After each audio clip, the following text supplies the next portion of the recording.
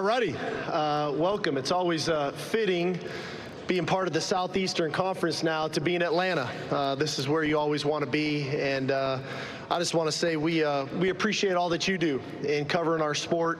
Ton of respect for the job that y'all have in celebrating our game. Our game's at an all-time high from a popularity standpoint, the passion and the energy. So the job that you all do is greatly appreciated. I think before I get started, I'd be remiss if I didn't address the Central Texas and the thoughts and prayers with those families, those communities that have been affected by the recent devastating flooding. And they'll always have our continued support. And like I said, thoughts and prayers for all affected and continued support as we go. Year two in the SEC. It's gone fast. You know, year one was a great year for us. We making it to the SEC championship game in year one, going to back-to-back college football playoffs, semifinals, having 12 players drafted off of last year's team, 23 drafted in the last 2 years, leading the country there. Speaks to the development I think that we have going on in our program, speaks to the recruiting that's happening. But this is a new year, new faces, new team, and obviously expectations are high for our program. I'm not naive to that. I don't put my head in the sand, and expectations are very high. But I'll also say we're the University of Texas, and the standard is a standard here, and that's competing for championships year in and year out. And it didn't matter when we were in the previous conference. It didn't matter now that we're in the SEC. It is what it is. But I think there's one thing that's important for us. It's not what other people think about us. It's not what other people say about us. It's about what we do, and that's taking action and doing things the right way. I do think we have a very hungry football team, one that is talented. I really like our roster. We've strung together now 3 really good recruiting classes of very talented people, but really good people that I think represent the University of Texas the right way. I really feel like we've navigated the portal well through 3 years, and this year was no different. I think we filled needs on our roster where players can have an impact on our team immediately, not just to fill roster spots. But I think this is a championship roster. Now, we've got to play like a championship team, but I do think it's a championship roster. Starting on the defensive side of the ball, we brought Anthony Hill and Michael Taft with us today, both All-American players for us. But it goes well beyond those two. We've got great depth on the defensive side of the ball. Manny Muhammad, Colin Simmons, Murad Watson, Trey Moore, Brad Spence, Ethan Burke, Travis Shaw, Cole Brevard, Jalen Gilbo, Jelani McDonald, Derek Williams, just to name a few, Leonga Lafau. So this is probably the deepest and most talented defense that we've had. And we've made incremental growth on the defensive side of the ball now through 4 years, and we're going to need to do that again. I think championships are won on the defensive side of the ball, and we've got a defensive football team that we're very excited about.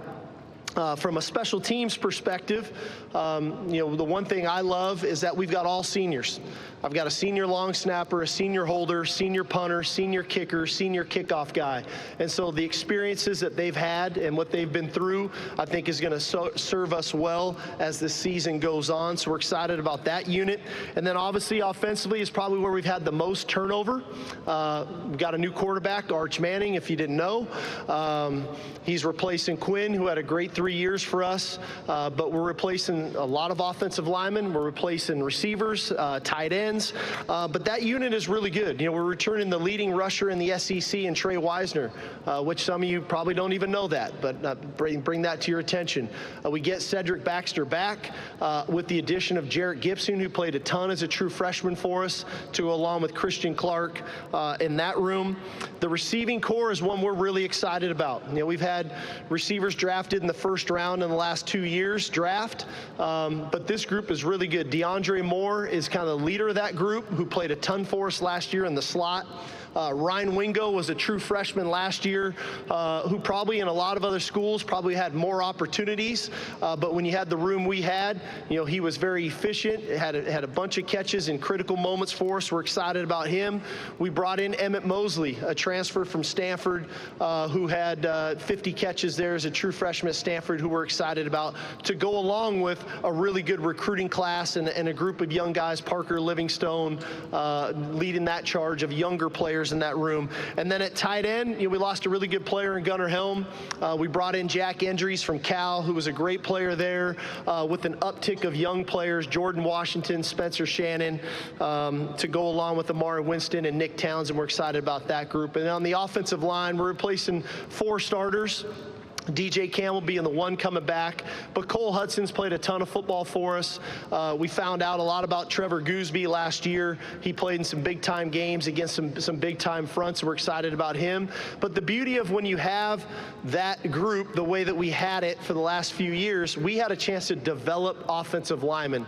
And that's one thing that you really love to do, is develop those players throughout their time and not throw them into the fire. So we're really excited about that group and what they can do. Now, their continuity and the quicker they can gel and grow together is going to be critical. From a staff perspective, I think one of the keys for us is staff continuity.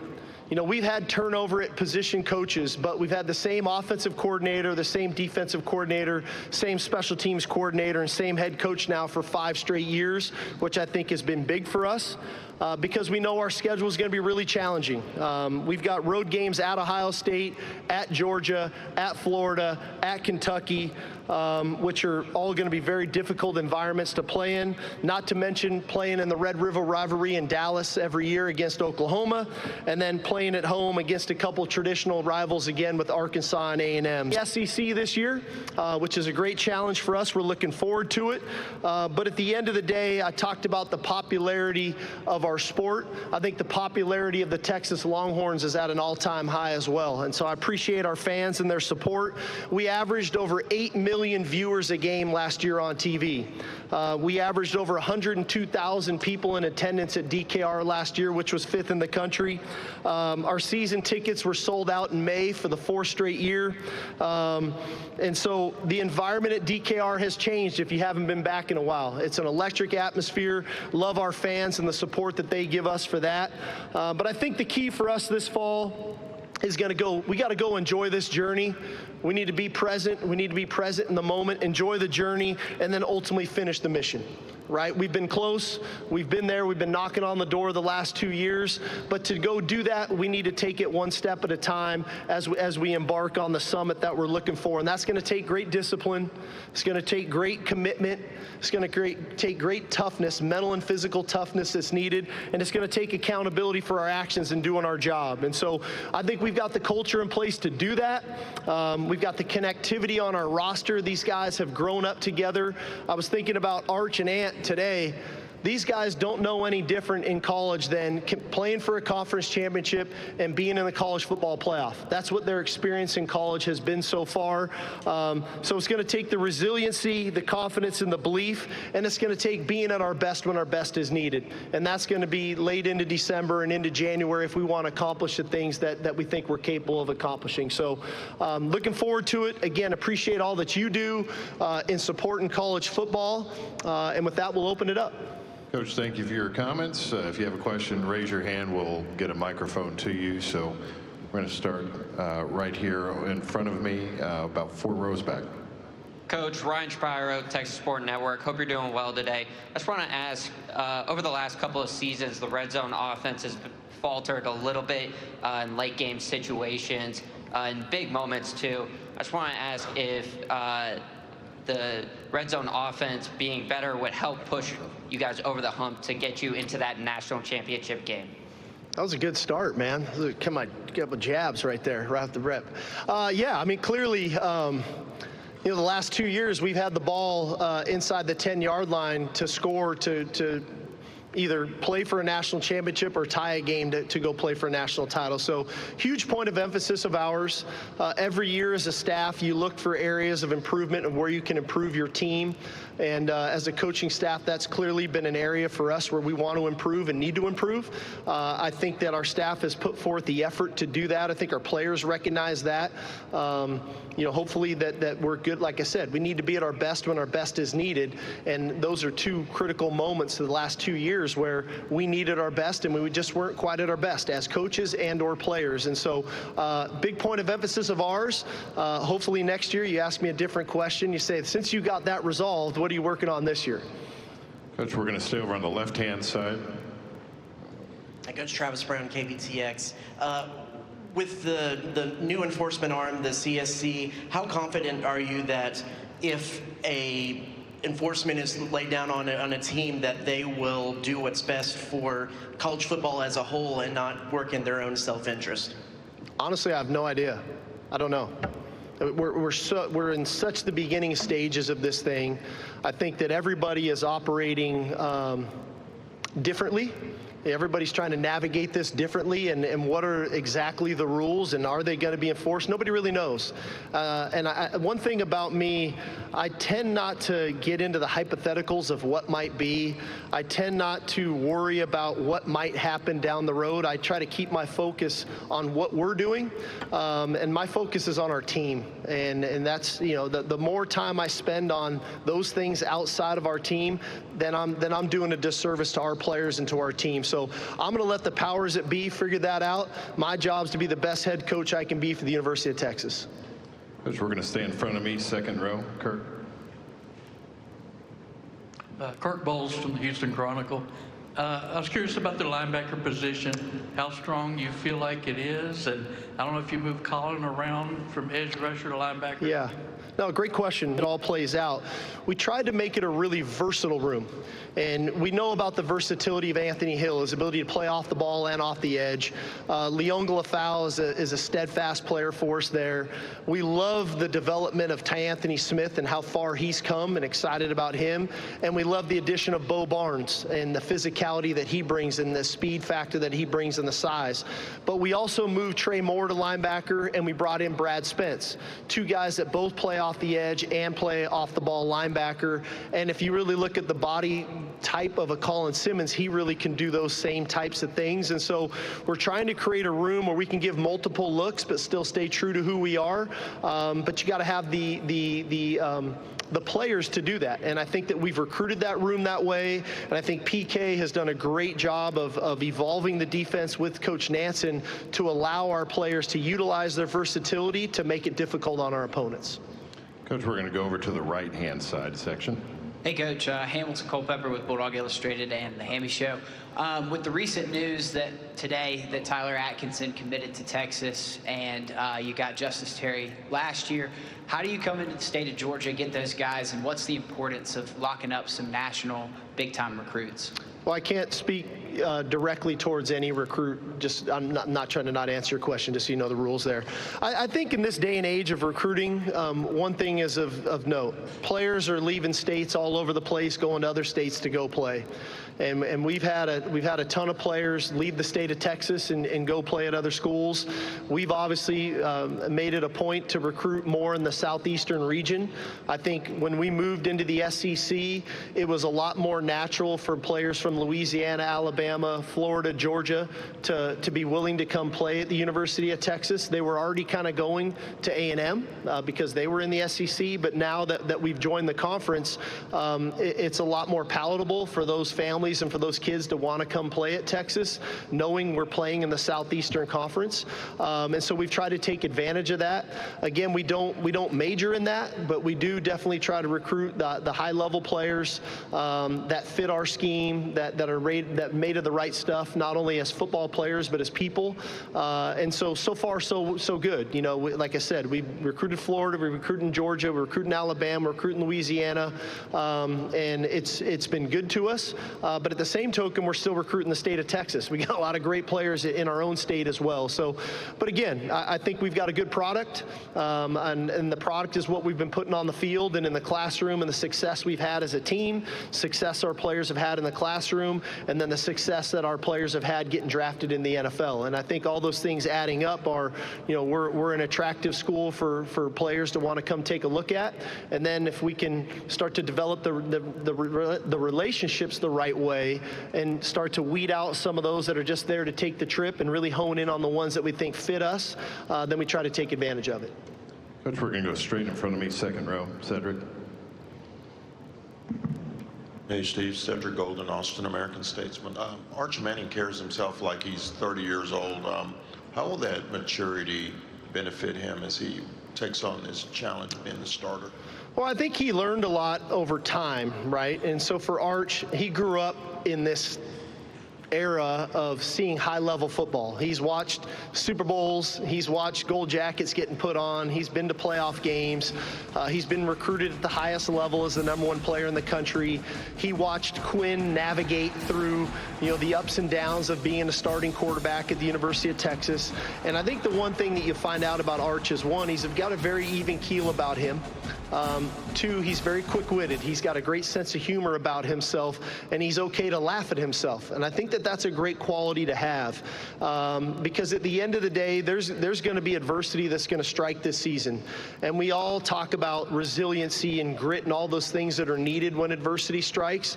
But I think some of that resiliency can come from remaining calm, and Arch definitely has that about him. He's a great guy. He's a great teammate. He's got unbelievable work ethic, and I think if he stays true to himself, that's going to help him navigate these waters as they present themselves. And we've got to do a great job of supporting him around him as coaches, as players, and ultimately, I think he's prepared for the moment. But now it's just time for him to go do it and enjoy doing it, quite frankly. Which will stay in the same section, about 3 rows back in the middle. Danny Davis, Austin American-Statesman. Steve, over the years, how have you seen Michael Taft go from being a walk-on to someone whose voice is respected in your locker room and being a bigger leader? Yeah, probably the coolest story on our team right now is Michael Taft. Here's a guy who was a state champion at Westlake High School 2 years in a row, state championship game MVP 2 years in a row, has scholarship offers to go to other universities. His lifelong dream was to be a Longhorn, and walks on at the University of Texas. And all he did was work hard, and he never put a ceiling on himself. I think in his mind, he always expected to be an All-American safety at the University of Texas as a captain representing us at SEC Media Days. I think that's how this guy thinks, and that's how he's wired.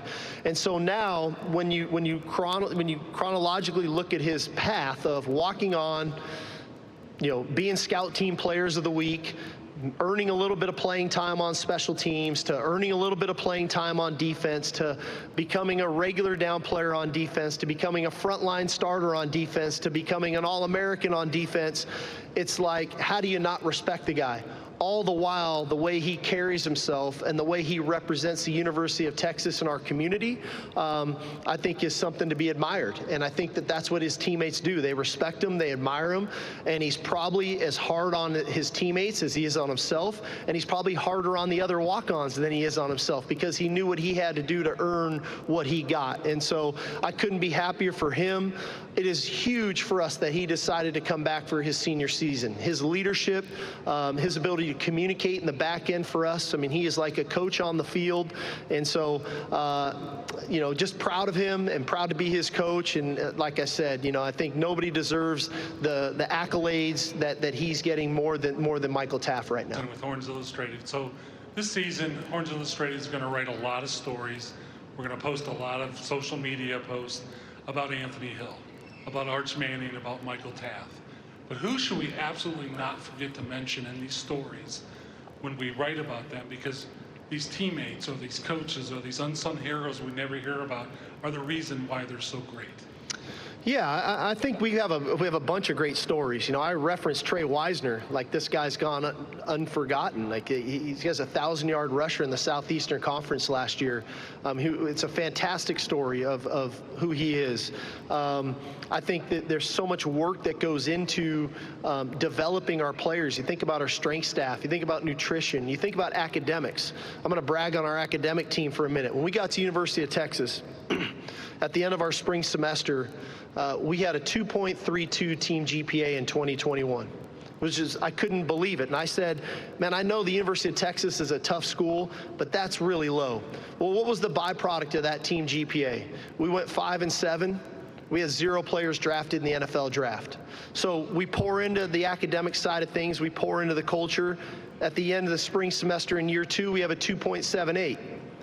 The byproduct is 8 and 5, 5 guys drafted, 1 first-round draft pick.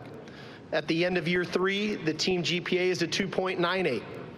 We go 12 and 2, we win the Big 12, we go the college football playoff, we have 11 guys drafted, 2 first-rounders. At the end of last year, we had a 3.27 team GPA.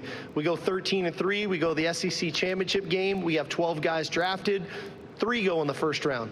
At the end of this past spring, we had a 3.31 team GPA. So a lot of people get a lot of praise in the development of our players and the program and the commitment that everybody puts into this. But I think Jeff Nelson and his team and academically what they do, as well as our players buying into the idea of who you are some of the time is who you are all the time. So how can our GPA go up every year, our wins go up every year, our draft picks go up every year? It's amazing how the correlation of those things occur. And so there's a lot of credit, there's a lot of great stories that go into that, but that would probably be one that we should tap into and write about. Which we're going to go in the center aisle, just over here to the right. Yes, Coach Sarkisian, Drew DeArmond, WZZN Radio, Huntsville, Alabama. I wanted to ask about a key member of your staff that's from our backyard in Boaz, Alabama. I know you started your relationship with him at the university on the coaching staff, and you took him with you. He was key in helping you develop Quinn Ewers and recruiting Arch Manning. But tell us about A.J. Milwee and the role he plays and his development as a coach. Yeah, Coach Milwee is a vital piece of the puzzle for us, for sure. We forged a great relationship at Alabama when I was the quarterback coach, offensive coordinator. Coach Milwee was an analyst on staff. He had just come from Akron, where he was one of the younger offensive coordinators in the country. And when I got the job at the University of Texas, he was the first guy I hired. We had worked, step by step all the way through those 2 years at Bama, winning a national title. Brought him on here to Texas, and he's grown into, now he's not just our quarterback coach, he's our co-offensive coordinator. I don't think there's nobody I work closer with on a daily basis than A.J. Milwee, from the development of game plans to the scripting of practice to talking about play calls during the game to recruitment of players. I think he forges a great relationship with all the guys in that room, and there's not a day or a moment in the day where I don't feel very comfortable if I can't do something that A.J. Milwee can handle it at a really high level. So we're very fortunate to have him. So we're going to go front left, front row. Hey, Coach, Alma Richardson of Orange Bloods. Yesterday, Lane Kiffin came up here and said they're trying to operate within their cap, but they didn't necessarily feel like everyone else was doing that. Curious how you and maybe Brandon Harris figure out how to operate within your cap, who's worth what, who's not worth what, and do you feel like everybody else is playing within the rules? Yeah, I can't speak on behalf of everybody else. I really don't know, and like I said, Amor, you know me well enough. I don't have time or energy to worry about what everybody else is doing. We're trying to build a roster that is one that can withstand the test of time. And we never wanted to come here and be a one-year wonder team and then the next year be not very good. So we're trying to be sustainable for a long period of time. I think that's what good programs do. And so managing that takes a lot into account. It takes a lot into ultimately the production of players. Are they performing, right? And we've created this environment that this is a production-based business in sport, and so are players producing? 1. 2, do they uphold the standards of the organization off the field? And if not, then that could be a factor. 3, we got to retain those players, because as much as we've built a really good roster, I promise you other schools are trying to hire our players off of our roster to get them to transfer. And our players are very transparent with me about that. And then the 4th piece is then we're trying to recruit to our roster. And so you only have so much money to go around. You got to be mindful of that. And you just don't want to be reckless with what you do. And now more than ever with a cap in place, you really have to be effective and efficient, and you have to make sure that you're filling your needs on your roster with high-level people when you know another high-level person is leaving, and or is this a depth move? And so it's no different than, hey, it's easy to say the NFL draft, you only get so many first-round picks, but man, your roster's really made up of those 3rd, 4th, and 5th round picks. It's not a whole lot different than that. We only have have so much money to go around. And so we've got to do a great job evaluating. We've got to do a great job of rewarding those players that are doing it at a high level within our program so that they don't go anywhere else. But we've also got to continue to develop our players as they grow, and make sure that our players aren't doing this for the idea of money. And I think sometimes, quite frankly, I think it hurts us a little bit in recruiting, in the fact that when kids come on our campus, one of the first things we do, we don't talk about NIL. We don't talk about NIL or revenue sharing or publicity rights until the very end. And that may hurt us on some kids, but if a kid is coming to Texas for that reason, we don't want them anyway. You know, we want kids that want to be at the University of Texas because of the school, the coaches, the team, the culture, all those things that go into it. And oh, by the way, you can get publicity rights or revenue share, so on and so forth. If you're coming for the other reason, he's probably going to be the guy in 18 months that's back in the portal going somewhere else where they're going to offer him more money, because I can't offer every player the most money that he might get offered from another school.